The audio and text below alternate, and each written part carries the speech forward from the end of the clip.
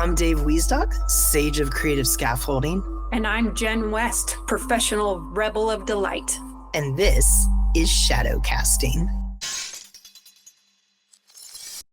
Hey Jen, how are you?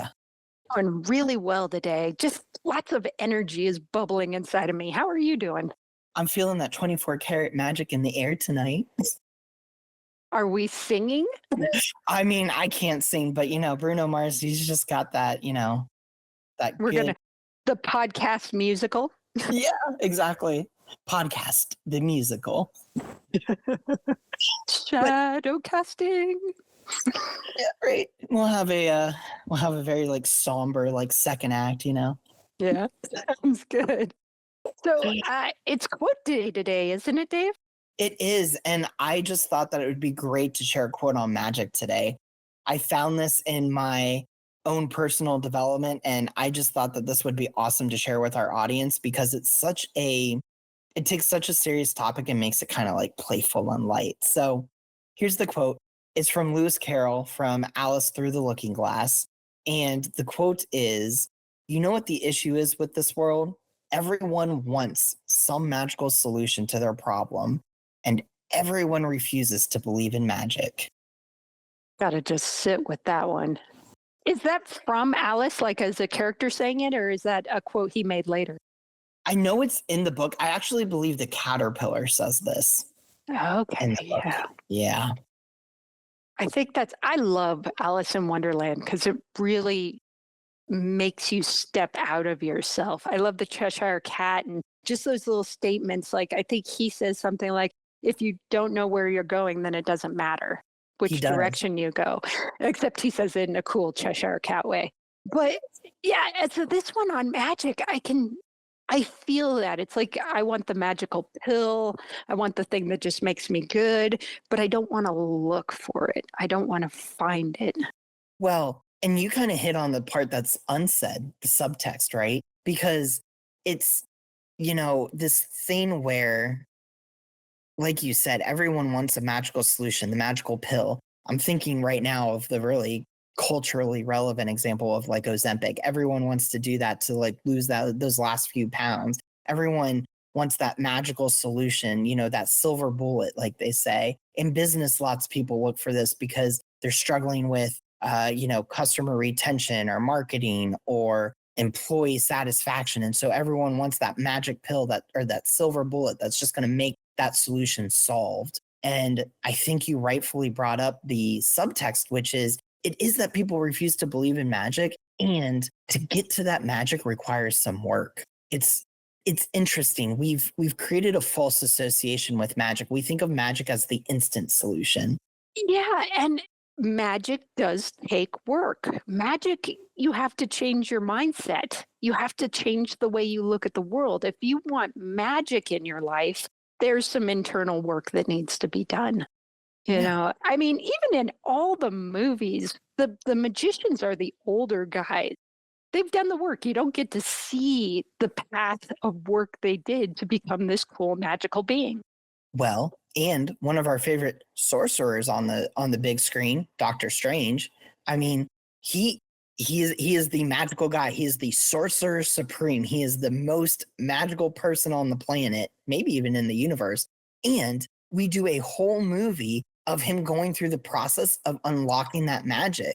And there's a direct correlation between him doing the work with his relationships, with himself, with his friendships, with his own sense of reality in order to further unlock the gift that he's been given with the magic. And I think that's maybe there's even a little bit of a twist to this where it's not that necessarily people refuse to believe in magic. It's almost that they don't want to do the work. It's hard to do the work. It's not that they don't want to do it. It's the work is hard. And so to get to them, I think of David Copperfield, David Blaine, all these Houdini, the magic looks effortless to them. And it is effortless to them because it's not, it's that they have practiced the trick hundreds of thousands of times.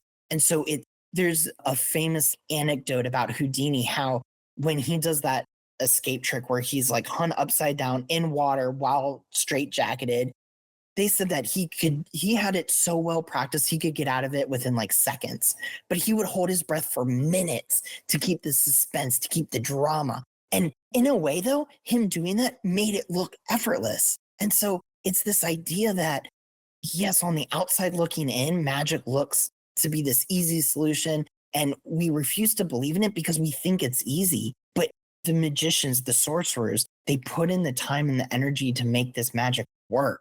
And so I think that that is a larger issue in this world, is that we want the easy solution and we don't want to do the work. When I was a chiropractor, one of the stats we learned is that, well, and I'm sure the numbers changed, so I won't quote it now just so it doesn't lose its point. But there's a certain percentage of people that go through things like bariatric surgery or take Ozempic, for example, and within months, they're back to where they were. And it's not that the magic pill didn't necessarily work, it's that they didn't do the work underneath to make the magic pill effective, I guess, in that case. And so what happens is, if you want the magic to work in your life, if you want to believe in the magic, you've got to do the work to make that magic happen. There's an active process here. Yeah, I totally see that. So we're talking about everybody wanting the magic pill, but not believing in the magic. And I think that not believing is the linchpin, because we don't believe in our awe. We have limiting beliefs that hold us back. And so what has to change is us. And then magic arises out of us. And it is work, because getting past limiting beliefs is hard. But you will fundamentally change when you start participating in the magic game. And it's not because you get airy fairy and fantastical. It's because you get real and you get clarity and you start to enjoy that. Yeah. Maybe this is a quote: magic is the most real thing in this world. How's that? I like it. Let's stay with that one and let people just kind of simmer in this. What is magic for you? For me, it's awe. It's really something hitting you and like fundamentally changing you. Oh, that's so interesting. So I recently updated my definition of magic, and it includes all now. So my definition of magic is a capacity for awe and wonder in your life. Nice. And that takes work, Oh, especially in this day and age. It's easier to not be in awe and wonder. Mm-hmm. Let us know what you think about magic. How does it show up in your life? Where have you noticed maybe you've tried a magic solution, but noticed that if you did a little work with the magic solution, maybe something even more magical comes from that? And as always, like, comment, share, and subscribe. Until next time. See ya.